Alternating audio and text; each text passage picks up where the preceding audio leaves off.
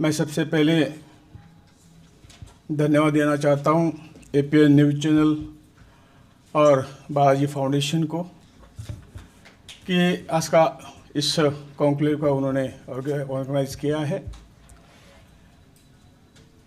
मंच पर उपस्थित हमारे गोवा के पर्यटन मंत्री माननीय रोहन खौटे जी, मिस वनिता श्रीवास्तव जी, राजश्री राय जी, यहाँ उपस्थित इस पर्यटन क्षेत्र में काम करने वाले और पर्यटन को आगे बढ़ाने वाले उपस्थित सभी भाई और बहनों, पर्यटन आज दुनिया का सबसे बड़ा उद्योग बन रहा है, बन गया भी है। और अगर भारत की बात करें तो हमारी प्राकृतिक, सांस्कृतिक और ऐतिहासिक धरोहर हमारे देश को पर्यटन की दृष्टि से अति महत्वपूर्ण क्षेत्र बनाती है। भारत में कश्मीर से कन्याकुमारी तक, अरुणाचल से गुजरात तक प्रत्येक क्षेत्र की अपनी विशिष्टता और संस्कृति भी है। ये क्षेत्र अपने नदियों, रेगिस्तान, वन, पर्वत और पठारों जैसी प्राकृतिक विशेषताओं से पर्यटकों को आकर्षित करने की क्षमता रखती है। साथ ही यहाँ के परिदृश्य में पाए जाने वाली विविधता और सांस्कृतिक विरासत विदेशी पर्यटकों को आकर्षित कर रही है।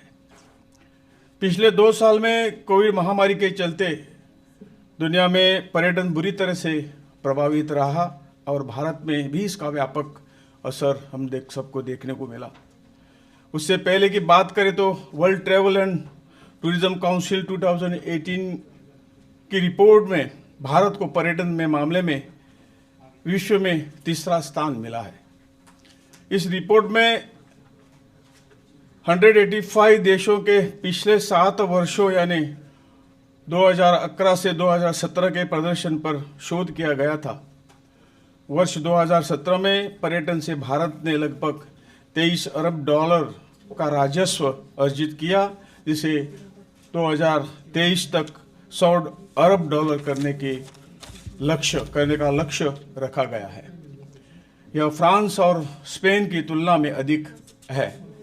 उल्लेखनीय यह है कि 2017 में भारत में 1.4 करोड़ विदेशी पर्यटक आए थे, जबकि 2014 में जब मोदी सरकार बनी थी तब भारत में आने वाले विदेशों के पर्यटकों की संख्या महज 76.1 लाख थी।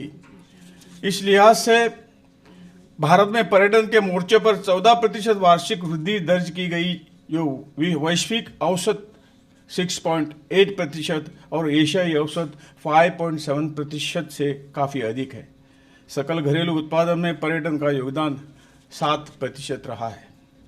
विश्व आर्थिक मंच के अनुसार पर्यटन से जुड़े प्रतिस्पर्धात्मक सूचकांक के भारत ने 25वां स्थान उस स्थान के ऊपर छलांग लगाई है।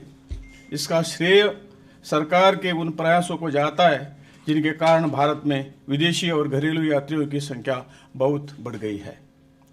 आंकड़ों की बात करें तो पर्यटन क्षेत्र में प्रत्यक्ष अप्रत्यक्ष तौर पर करीब 4.7 करोड़ लोगों को रोजगार मिला हुआ है। फिक्की की तरफ से जारी किए रिपोर्ट के अनुसार इस साल भारत को ट्रैवल और टूरिज्म क्षेत्र में 10 लाख नौकरियां मिलने का अनुमान है। रिपोर्ट के अनुसार 2029 तक हर साल इस सेक्टर में 10 लाख नौकरियां सृजित होने का अनुमान है। पर्यटन से भारत में महिलाओं के लिए भी रोजगार के तमाम अवसरों की खिड़की खुली है। वैश्विक स्तर पर अन्य क्षेत्रों के मुकाबले पर्यटन क्षेत्र में लगभग दुगनी संख्या में महिलाएं कार्यरत है। इस दृष्टि से पर्यटन क्षेत्र समाज में समानता और सामाजिक न्याय को समर्थन देने का भी माध्यम रहा है। आज भारत का पर्यटन उद्योग अपने पारंपरिक दायरों से निकलकर चिकित्सा और योग जैसे क्षेत्रों में भी फैल रहा है। नतीजन भारत के लिए नई संभावनाओं और अवसरों का भी द्वार खुल रहा है। देश में पर्यटन सर्किट के विकास के लिए स्वदेश दर्शन योजना, विरासत स्थलों के विकास के लिए हृदय योजना और धार्मिक पर्यटन स्थलों के लिए विकास के लिए प्रसाद योजना लाई गई है।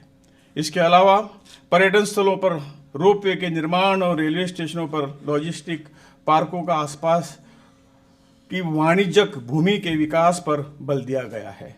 विदेशी पर्यटकों के आगमन को सरल बनाने के लिए सरकार ने 167 देशों के लिए ई वीज़ा व्यवस्था की शुरुआत की है। साथ ही एक नए 5 वर्षीय वीज़ा योजना की घोषणा की गई और ई वीज़ा शुल्क को अल्पकालिक के साथ ही दीर्घकालिक पर्यटक ई वीज़ा योजना के विकल्प के साथ रखा गया है। सरकार ने अंडमान निकोबार द्वीप समूह में विदेशियों को पहुंच के 24 घंटे के अंदर विदेशी पंजीकरण कार्यालय में पंजीकरण करने की बाध्यता को समाप्त किया है। पर्यटन मंत्रालय विदेशियों को आकर्षित करने के लिए पूर्वोत्तर जैसे क्षेत्रों का भी इस प्रकार से विकास कर रहा है कि वे सुगम, सुरक्षित और आकर्षक स्थल बन सके। सरकार ने मुख्य पर्यटन स्थलों के बुनियादी ढांचे के विकास और रखरखाव पर बहुत ध्यान दिया है। स्वदेश दर्शन और प्रसाद योजना 2 ऐसी योजनाओं की शुरुआत की गई है जो देश में पर्यटन से जुड़ी आधारभूत अवसंरचना विकसित करेंगे। वही धरोहर गोद लो योजना के द्वारा किसी विरासत को कॉरपोरेट जगत को गोद दिया गया है। इसका उद्देश्य लोगों में अपनी विरासत के प्रति उत्तरदायित्व की भावना को विकसित करके उन्हें इनसे जोड़ना है। विदेशों में भारतीय धरोहर को लोकप्रिय बनाने के लिए द हेरिटेज ट्रेल भारतीयों को अपने देश के प्रति जागरूक करने के लिए देखो अपना देश नाम से पर्यटन पर्व का अनुष्ठान और राज्यों के विशेष स्थलों में पर्यटन समारोह पर्यटन सभी के लिए का आयोजन किया गया है। इस अलावा पर्यटन और शासन पर कार्यशाला का आयोजन भी किया जा रहा है। हमारे सरकार ने अंतर्राष्ट्रीय स्तर के 50 पर्यटन स्थल विकसित करने की दिशा में पहल की है। विश्व स्तरीय सुविधाएं विकसित करने के लिए दिल्ली के लाल किले जैसे स्थलों को निजी क्षेत्र को लीज पर दिया जा रहा है। विदेशी पर्यटकों के आगमन को ध्यान में रखते हुए मध्य प्रदेश के सांची स्तूप, उत्तर प्रदेश के सारनाथ और बिहार के बोधगया जैसे पर्यटन स्थलों को चिन्हित कर वहां बुनियादी सुविधाएं बढ़ाने पर जोर दिया जा रहा है। देश के पर्यटन जिसमें मुख्य रूप से रात्रिकालीन पर्यटन को बढ़ावा देने के लिए इस उद्देश्य से सांस्कृतिक मंत्रालय ने देश भर में 10 ऐतिहासिक स्मारकों को आगंतुकों के लिए रात्रि 9 बजे तक खुला रखने का निर्णय लिया है। गृह मंत्रालय ने कुल 137 चोटियों को विदेशी पर्यटकों के लिए खोलने का निर्णय लिया है, जिसमें 51 उत्तराखंड में, 24 सिक्किम में, 47 हिमाचल प्रदेश में और 15 जम्मू कश्मीर में है। इन चोटियों में 7066 मीटर की ऊंचाई वाली द्रोणागिरी और 8590 मीटर ऊंची कंचनगंगा भी उसमें शामिल है।